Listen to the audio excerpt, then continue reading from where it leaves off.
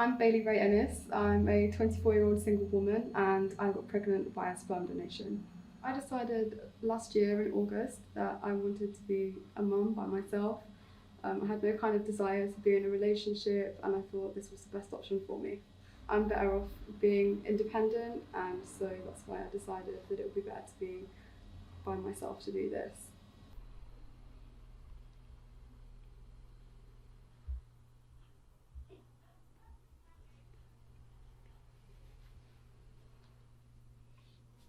I started looking on sperm donor websites.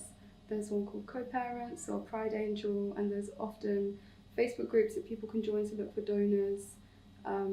When I was on the websites, I would speak to men, donors you could call them, and we just get chatting about what I would like from sperm donation. I made sure that I filtered my options down to the healthiest person I could find and the person who lived closest to me.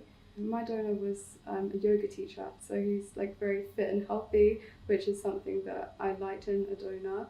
The baby is not allowed to know the donor until they're 18, or well, most of the time that's the scenario. So I wanted him to have the option to meet the donor in the future.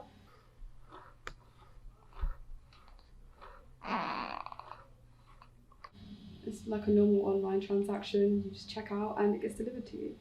The price of the insemination kit was £24.99, and obviously I paid delivery too. The process works.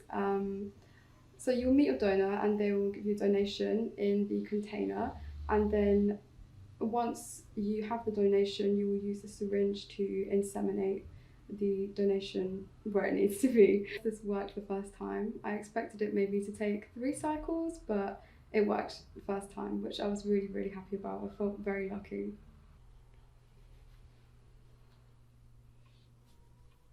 I was over the moon. There's no words to it, describe how it feels when you find out you're pregnant, especially if you planned it as well and it's something that you've wanted for a really long time. Knowing that I got to have Lorenzo and put all my love into him and my time, it just feels great. The pregnancy was great. There was a lot of anxiety, which I think is normal when it comes to being pregnant. It was the longest 9 months of my life. I was in shock because obviously I'd just given birth, but I was extremely happy.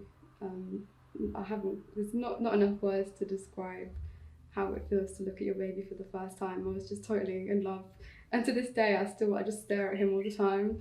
I can't stop. I